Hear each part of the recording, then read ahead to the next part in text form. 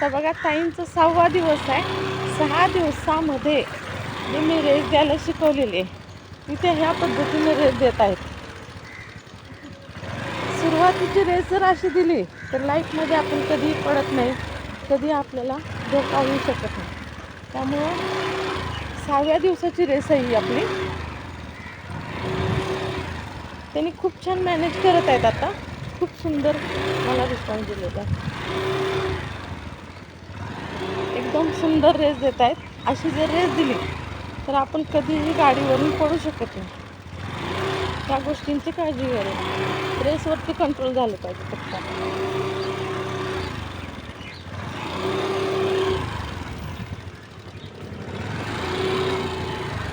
दिघीमधला आपला हा डोंगराचा रस्ता आहे.